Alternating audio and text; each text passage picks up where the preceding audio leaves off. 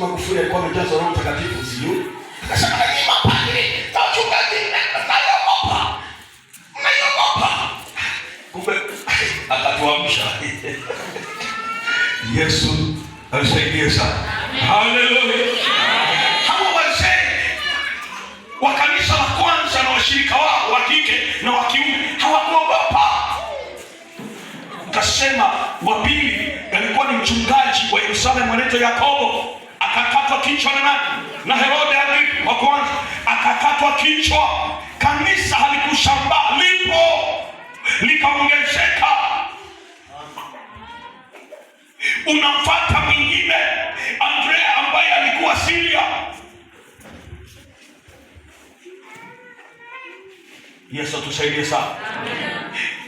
Yeye naye huko wakamsulubisha kwa msalaba, waeti ufe ili ipotee. Sikiliza, wanamua Andrea kwa msalaba, kanisa linasimama.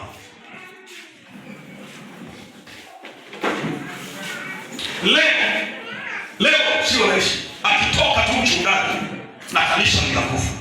Sio amekufa, ametoka. Tunaenda kufanya nini kanisani na mchungaji mwenyewe hayupo? Si kweli wana wa Mungu? Si kweli? Kuna wengine hata kuhudhuria ibada akisikia baba mchungaji yuko safarini na wanajiazima safari. Wale ndugu, sikiliza. Baba tumezika nini? Amekatwa kichwa ama alisulubiwa sana. Wanaenda kanisani kumwazimisha Mungu na wanahubiri Injili tena. Roho Mtakatifu anaokoa wengine kwa maana yeye ni wa mavuno. Kuna Simoni Petro akiwa Rumi akasulubiwa miguu juu kichwa chini. Sio kanisa la Rumi lilikufa, lilisimama.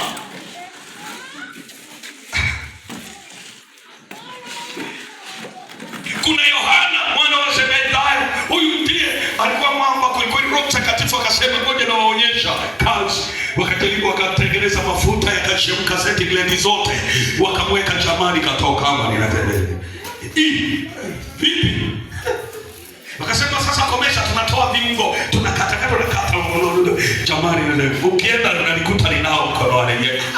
Komesha, tumpeleke Patimo huko, tukamwondolee viungo, akae huko afe na njaa kwenye baridi, anapeleka huko jana, ukienda unamkuta yupi. Nani? Yesu asifiwe sana. Kwa nini wanamkuta Yohana yuko namna hii? Roho Mtakatifu amemchagua Yohana kuambia dunia, sikiliza, mimi ndiye muumbaji. Nikitaka asife atakufa mto, nikitaka aishi ataishi. Usikiliza, mimi ni yote katika yote, lakini kwa sababu dunia imefungwa macho haielewi hiyo. Nasikia Bartimayo, Nathanaeli mwana wa Timayo akiwa Armenia, jamaa anachunwa ngozi. Iko sijali kwa amekata kwenye kigoda, sijaelewa. Inaweza hadi maana kilo nazo ni nyingi. Nikasema hivi, jana nikauliza, umewahi kuchama hata kawewe? Kusema ndio, si kweli? Vipi maumivu yake? Sasa sikiliza, Bartimayo mwana wa Timayo, Nathanaeli, kitu cha kwanza kinaingia kwenye ngozi, kinapenya mpaka naenda kumaliza mchunaji. Sasa nimekaa zili kwa najiuliza, najaribu kuvuta hisia zile, ninashindwa kuelewa. Unamaanisha kuchuna ngozi, wanamwacha mzee anakufa pole pole, wala haachi Yesu. Hebu jaribu kujiuliza, haachi Yesu. Anaendelea kama wanafunzi wake wako wanaambia, sikilizeni, mimi nimemaliza kazi. Mchunaji anachuna chwa. Anasema, wanangu kazeni mwendo, wanangu endeleeni mbele, wanangu songeni mbele. Sio kawaida, ni Roho Mtakatifu akiwemo ndani anakufanya yale maumivu usiyaone, unauona ufalme wa mbinguni, unamwona Mungu. Kasoma kitabu kimoja cha mishonari moja, alikuwa kwenye serikali ya ukomunisti kule Urusi. Anatoa ushuhuda, anasema wakati ameweka gereza, kuna wakati akatolewa nje. Mwokozi Yesu asifiwe. Wanamjaribia kila majaribio, jamaa amekomaa, alafu wakamletea mtoto wake. Nasema sasa, kwa nini hutaki kuacha Yesu? Tunamuua mtoto wako hapa mbele yako, halafu tunamuuliza bado unaendelea? Wakaleta kabiti, wakaanza kukakata, wanakata chwa. Nasema mzee, bado tunamalizia mtoto wako, bado analia mzee. Nasema anataka akatetee kabiti, aseme basi nimesamua. Kabiti kakamkazia macho, kamwambia baba, ninatangulia mbinguni, nataka baba shika tuonane mbinguni, sio baba mwaka. Kalipotamka namna hii, wakakashirika, wakakamanishia, keshi kaisha, jamaa kanatangulia mbinguni. Oh, haleluya! Inakutoa machozi. Unaona jinsi gani watu walisimama na Mungu. Nikiangalia kanisa la leo lilivyotepetepe, na hangaika moyo. Kuna watu wako serious na Yesu, wako huko Yesu, huko upagani. Mnajiuliza, Yesu kicha leo itakuwaje?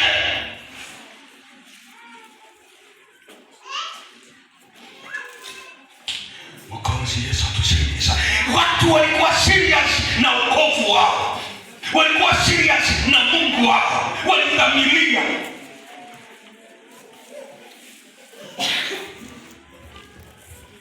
Uende kanisani kwa sababu tu huna hela mfukoni.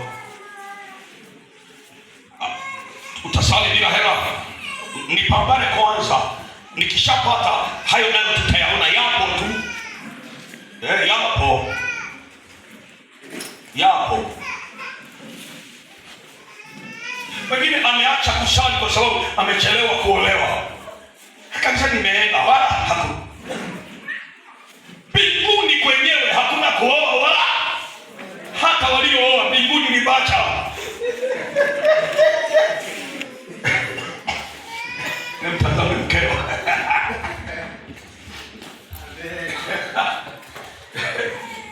Na walioolewa mbinguni nani? Bacha.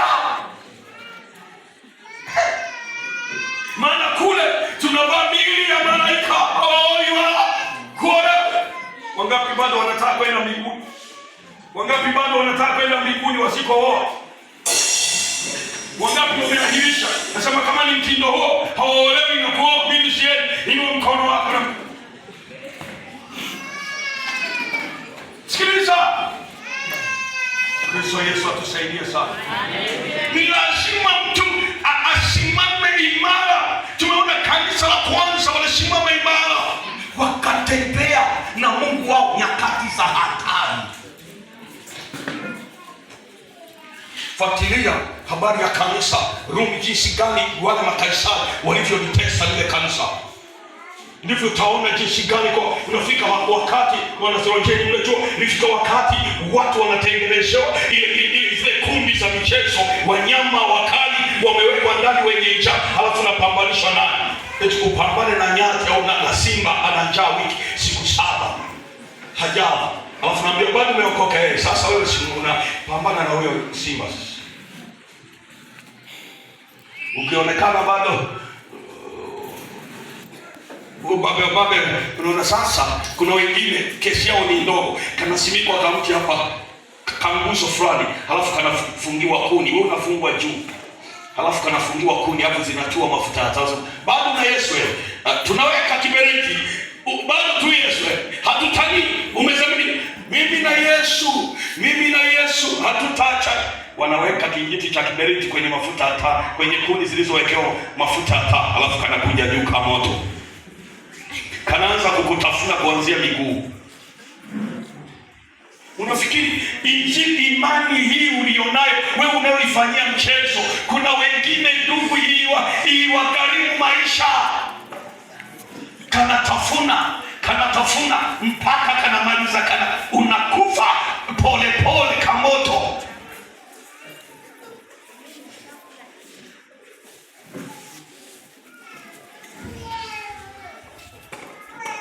Acha kuchezea wokovu wako. Wokovu wako ni wa thamani. Kwa nini walikaza? Walisema bora kufa kuliko kwenda jehanamu, bora kufa kuliko kumwacha Mungu, bora nife lakini nisimame na Mungu.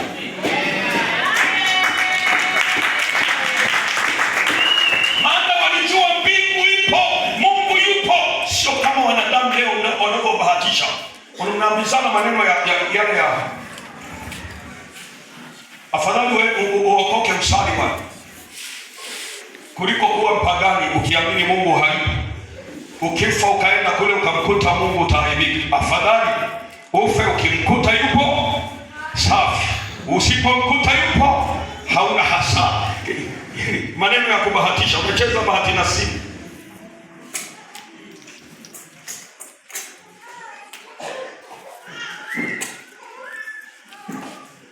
Mwokozi tusaidie sana.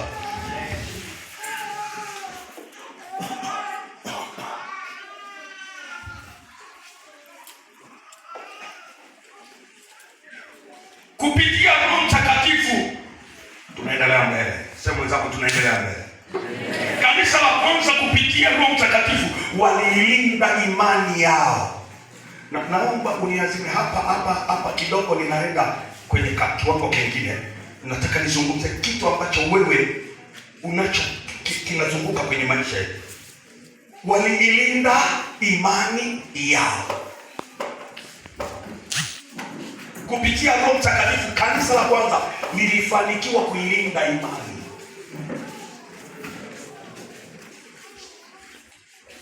Hebu soma kitabu cha Timotheo wa pili 4:7. Karibu usomaji wangu. Timotheo wa pili sura ya 4 mstari wa 7. Kwa haraka zaidi, yule msomaji wangu wa jana yuko wapi? Amehama kituo. Hayupo leo. Na rekodi leo. Haya sawa. Timotheo wa pili 4:7. Alafu nenda sura ya pili mstari wa kwanza na wa pili. Hebu nisomee kwanza 4 alafu mstari wa 7. Nasema linasema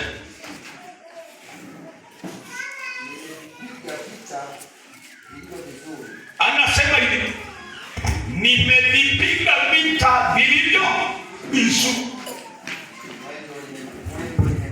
mwendo nimemaliza, imani nimeilinda. Sasa nimepiga mwendo vizuri.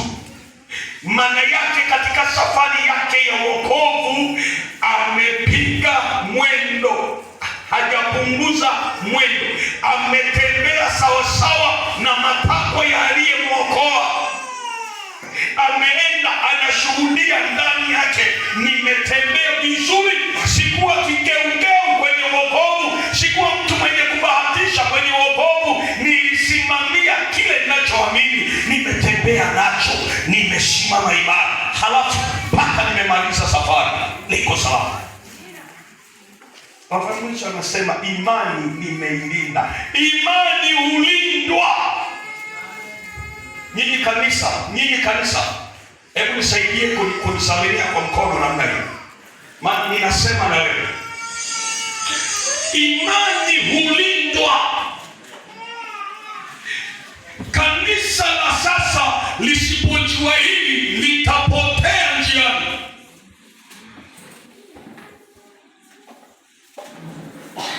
Hawa wazee walilinda imani, walilinda kwa njia gani?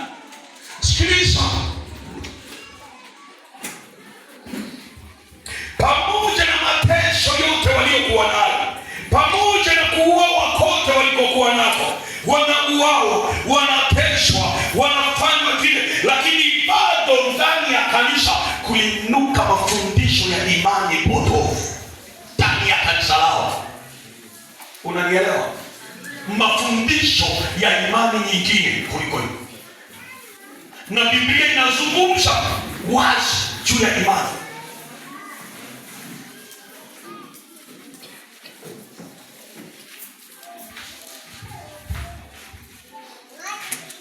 Hawa wazee wakaamua kuitetea imani. Hebu tumuulize Yohana katika waraka wake wa kwanza 4:1-3.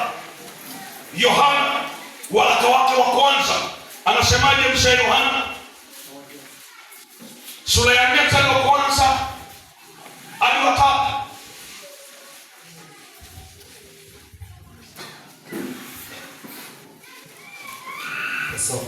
Ndio wapenzi, msiziamini kila bali msiziamini kila roho. Kule nauliza, msiziamini kila roho, msiziamini kila roho. Yohana anasema na washirika wake, ndugu zangu wanangu, msiziamini kila. Maana yake zilikuwepo, zinafanya na zinaenda kwa washirika, zinaingia kwa washirika. Mzee anasimama kuambia, sikilizeni, sio kila roho inastahili kuaminiwa, bali zijaribuni hizo roho, bali msijaribu kwamba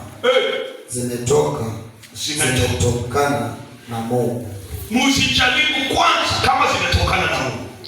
Kwa sababu manabii wa uongo wengi wametokea duniani. Anasema kwa sababu manabii wa uongo wengi wametokea duniani.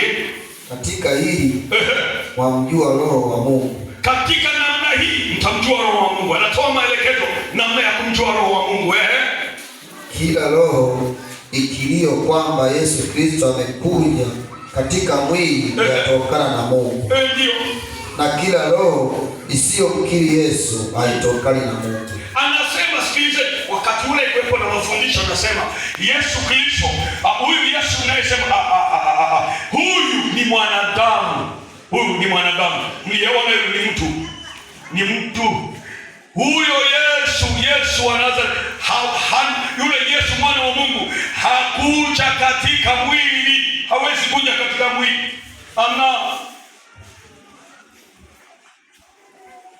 Huyo ni mtu, mwana wa Yusufu. Yakaenda wengine yanakuja nasema, sikilizeni, alikuwa namna hiyo, ule mwili wake ni kama kivuli tu hivi, lakini yeye alikuwa ni roho moja kwa moja, hakuwa na mwili kabisa. Ulishaona wapi? Biblia inasema Mungu ni roho, na Yesu ni Mungu, basi hakuwa na mwili, maana mwili wa binadamu. Yesu hakuwahi kuvaa mwili. Huyo ni mwanadamu mwingine. Sawa. Na akamwambia mengine, sikilizeni niwaambie, hata siku ile anakufa msalabani, alipokuja ngoja nikumbuke, anasema hivi, alikuwa mtu, ila huyo Kristo ndiye roho aliyetoka mbinguni akaja wakati anabatizwa na Yohana. Roho Mtakatifu akaja. Basi na Mungu anasema huyo ni mwanangu, msikilizeni. Halafu akapewa huo wajibu wa kuhubiri na kufanya kazi. Siku amemaliza kazi, anaenda kwa baba yake, ameenda msalabani. Huyo Roho Mtakatifu akaondoka, huyo Kristo akaondoka, akabaki yeye Yesu peke yake mwenye mwili. Ndio maana Biblia akasema Eloi Eloi. Watu wanasema anatengeneza logic hapa. Eloi Eloi, baba yangu mbona umefanya nini? Kabaki mtu. Alafu anakuja Yohana analeta suluhisho. Msiangalie hizo roho, msipime. Na maanisha ni tuende mbele kidogo. Mwokozi Yesu asifiwe sana. Hebu nenda waraka wa pili sura ya kwanza mstari wa 7.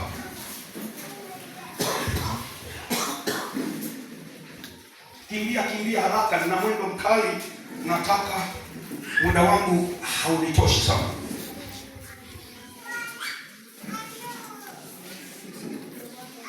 wa pili wa Yohana sura ya kwanza mstari wa 7. Nasoma. Ndio. Kwa maana wadanganyifu wengi wametokea duniani. Wadanganyifu wengi wametokea duniani. Wasiokiri ya kuwa Yesu Kristo yuaja katika mwili. Huyo ndiye yule mdanganyifu na mpinga Kristo. Tunao leo kimsikiliza kuna nabii mmoja anaitwa IPM. Anapiga hiyo. Ukisikiliza akisaka unasema hii jamani napiga injili. Nenda sasa kwenye vitu vyake. Unagundua kuna vitu vya ajabu sana. Mungu asaidie sana. Halijaanza kutokea. Yohana anajishughulikia kwenye kanisa hili.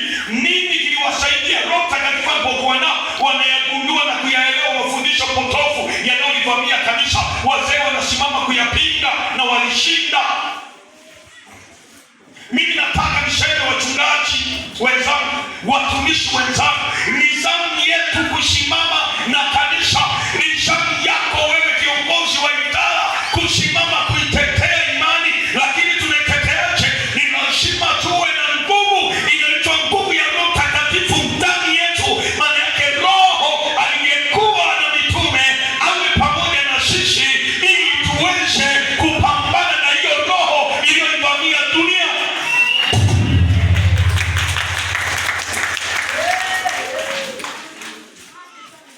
Mtu wa Mungu, sikiliza. Na mafundisho haya ulikuwa yanaitwa mafundisho ya Gnostic, yaani wanatumia falsafa, misemo, hekima fulani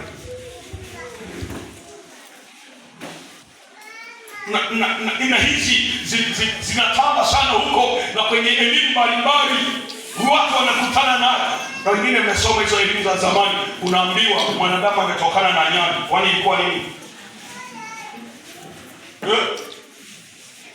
Nani alibaini kwamba mtu alibadilika kutoka hatua ya kwanza? Nyani alibadilika kutoka hatua ya pili na ya tatu mpaka akakamilika mtu. Nani?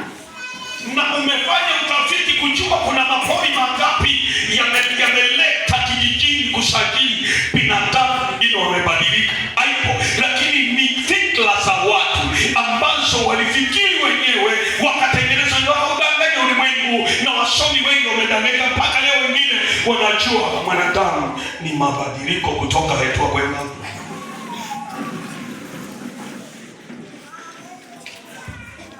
Upo mtu wa Mungu? Upo mtu wa Mungu? Upo mtu wa Mungu?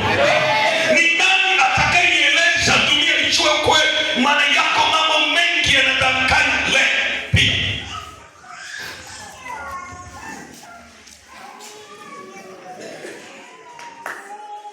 Watu wanaeleza Yesu kuwa Mungu. Nimetaja mmoja, wako wengi katika ulimwengu huu. Ilo ulimwengu ule ndio walikuwa na imani ile ya Gnostic. Wanasema hakuwa Mungu, huyu ni mtu. Wanasema alikuwa mwanadamu wa kawaida. Alishukiwa tu na Roho Mtakatifu akawa Kristo. Maana yake basi kwa ajili ya kazi. Alipokuwa msalabani Roho Mtakatifu alimwacha akafa kivyake. Mtu. Yohana anasema roho isiyokiri Yesu alikuja katika mwili haitokani na nani? Na Mungu. Lazima kanisa lielewe. Hiyo ilikuwepo kule, Yohana anaishughulikia, lakini leo ipo. Na mimi ndio nimesema naongea vitu hapa leo. Leo mhubiri wetu hatuambii habari za Roho Mtakatifu. Bado niko pale pale. Bado niko pale pale. Amen. Walishinda vita, wakakabidhi kanisa kwa wanafunzi wao likiwa salama. Historia inasema tangu mwaka 33 unaenda mpaka mwaka labda 250 mpaka 300 hapa kanisa nzuri. Mwaka 100 kanisa la mitume, hapa ndio mzee Yohana anamalizia amemaliza. Sikiliza, kanisa moto lenye ujazo wa Roho Mtakatifu, lina nguvu, lina miujiza, lina uwezo wa kimungu, lenye nguvu ya ajabu. Wanamaliza wa wazee, watoto wao, wanafunzi wao ambao nao walikuwa moto. Matendo ya Mitume sura ya 17 mstari wa 6.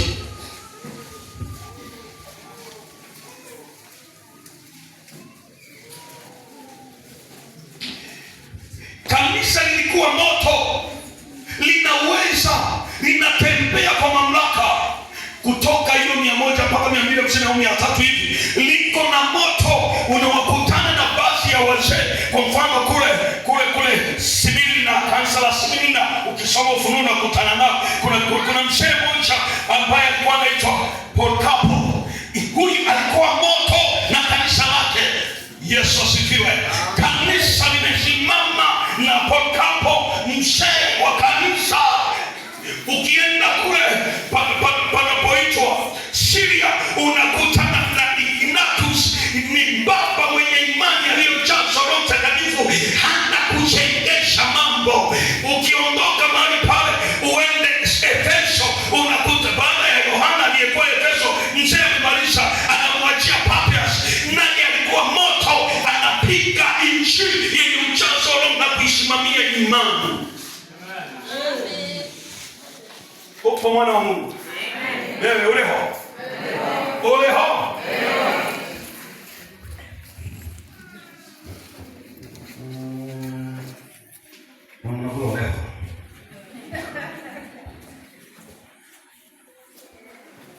Uleho. Uleho. Uleho. Awazee walikuwa moto. Unasikia moto? Moto. Wakati nimeokoka, rafiki yangu, sema rafiki yangu, rafiki yangu, wakati nimeokoka nilikuwa moto. Sasa hivi nimezeeka ase. Nilikuwa moto, sikupenda kulala bila kushuhudia mtu. Hiyo ndio ilikuwa kawaida yangu.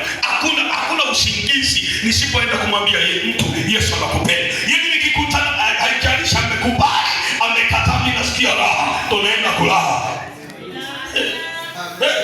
Hii iko utamaduni. Moto, mzee wa fire moto.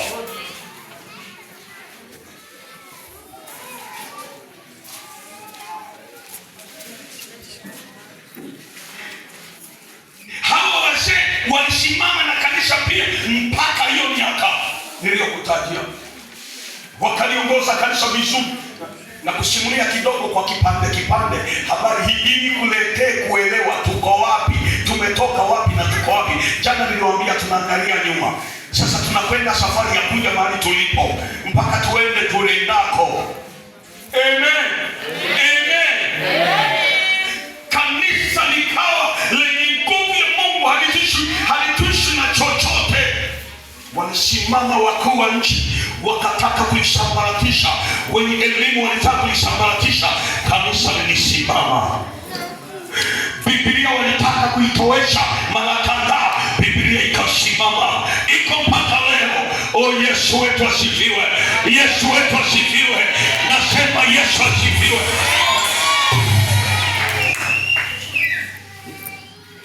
Roho Mtakatifu anahitajika. Roho Mtakatifu anahitajika. Mchana nikasema bila Roho Mtakatifu hakuna kanisa. Kukutana kwetu ni bure, ambapo tunataka kumanta lumbuki. Waingereza mmenipata? Nimenena kwa lugha.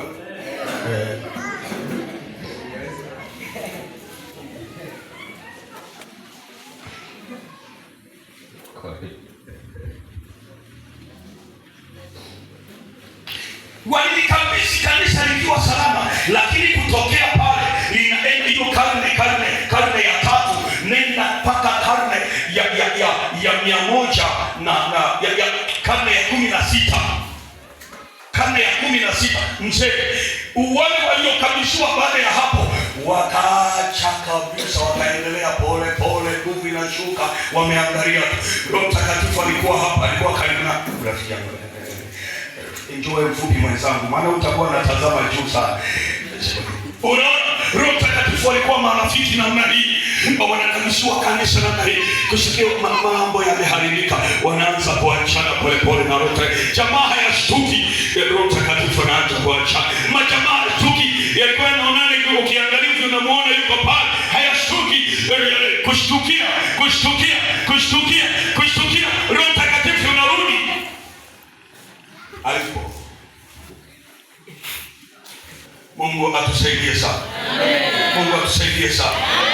Kanisa likaishiwa nguvu ya Roho Mtakatifu. Wakati ule sheria nyingi za kipagani ndio zikatokea, zikaingia kanisani.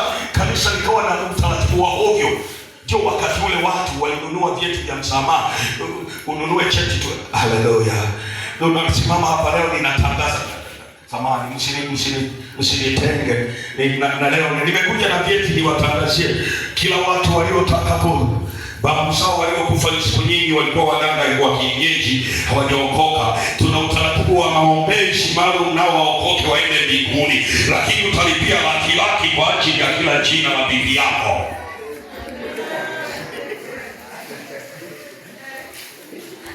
Nani hataki bibi yake aende mbinguni? Oh, haleluya. Una baba yako pengine alikufa hajaokoka, na umeokoka, umeona uzuri wa Yesu, na umejua unaenda mbinguni, ukienda hutamwona. Nimetoka ndio nasema ni laki tu cheti unapata cha msamaha wa baba yako. Huwezi nunua. Kwa hiyo nitengeneze bili ya msikachapii. Haleluya. Kanisa limekosa msaidizi, hayupo Roho Mtakatifu, wanatafuta wapi pa kufanya, wanaanza kuhusiana matunguli, cheti ya samehewe nani, halafu twende makaburini nako sala za kuombea marehemu na ibada za ajabu zikatokea mahali pale. Ni hayupo Roho Mtakatifu. Hayupo. Hapa ndio kanisa likapoteza cheti. Karne 10 na ngapi? 1600 ni kidogo. Watu hawana Roho Mtakatifu. Mungu amekaa amewaangalia tu. Wanafanya na dini zao huko, hamna kitu. Hamna. Sema nimechezea, nimewapa Roho Mtakatifu au msaidizi, mkafanya mchezo. Hamuoni umuhimu wa Roho Mtakatifu. Hamtafuti Roho Mtakatifu. Hamkai na Roho Mtakatifu. Akija juu yenu, ndani yenu, mnamkosea, mnamvunjia adabu. Unazini huku umenena kwa lugha, unaimba huku umenena kwa lugha, una ugomvi huku umenena kwa lugha, unafanya matukio ya ajabu. Roho Mtakatifu anaondoka na wala hushtuki na wala hujali. Mungu akaondoa Roho, akakaa pembeni, sema nikae pembeni, maana ni yeye mwenyewe. Alafu niwaangalie, maana hata wana wa Israeli walipokataa Mungu anataka mfalme wa kibinadamu, Mungu alikubaliana nao, akakubaliana wakati ule. Miaka hii yote Mungu amekaa anaangalia. Yesu atusaidie. Amen. Yesu atusaidie. Kabla ya 16 na kuendelea kuja mbele, ndipo Mungu anaikumbuka dunia kwa maombi ya watu waliojitabisha. Kwa maombi ya watu. Akutana kijana moja aliyetabika, lakini nyakati zile anautafuta uso wa Mungu. Yesu asifiwe. Yesu asifiwe.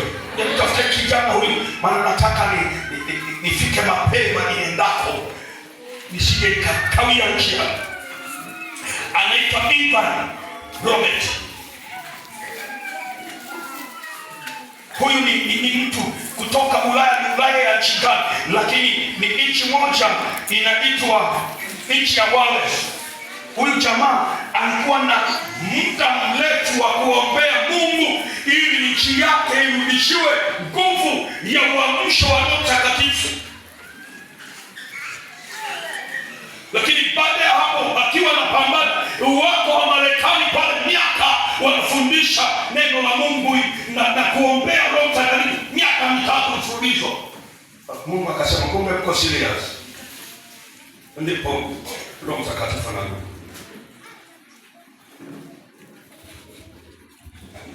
Yesu atusaidie sana. Amen.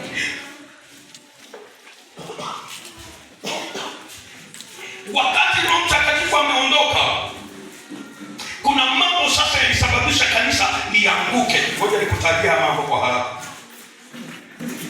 na mambo hayo ni matatu. Mara ya kwanza nimetaja. Jambo la kwanza, yaliibuka mafundisho ya msemaji wa mafalsafa, hekima, mafalsafa haya, misemo, mafundisho haya yaliinuka na wakayaingiza kanisani. Wakati kule akina Yohana waliyakemea, wao walienda nayo. Falsafa ina maneno mawili iliyojumulisha. Philo ni upendo, Sophia ni hekima. Maana yake ni hekima ya upendo, na ndio maana hata leo watu wanayapokea maneno hayo, wanahitaji hata kufundisha, ufundishe kwanza uwe na upendo, alafu tumia hekima. Usiwahukumu watu kwenda jehanamu, wewe sio Mungu. Unasikiliza? Usiwaambie watu maneno makali mpaka unawaogofya, unasababisha taharuki kwenye mioyo yao. Hekima itumike, hekima itumike. Si unaona mchungaji, usiwaumize washirika. Hawa washirika ni wana wa Mungu, muone hivyo hivyo alivyo. Ukiona anafanya dhambi, mwache tu. Roho Mtakatifu atashughulika naye kwa wakati wake. Mungu anamjua huyu mtu. Hekima, mpende. Kuna huyo kijana ambaye nilimtaja jina lake, wanakosa nasema akichukue mlevi, tuwezekana mpe hata hela. Sema leo umekosa hela ya kunywa, mpe anywe. Roho Mtakatifu atahusika naye, atamshughulikia, mpe hela akanywe. Upendo, hekima. Yesu atusaidie sana.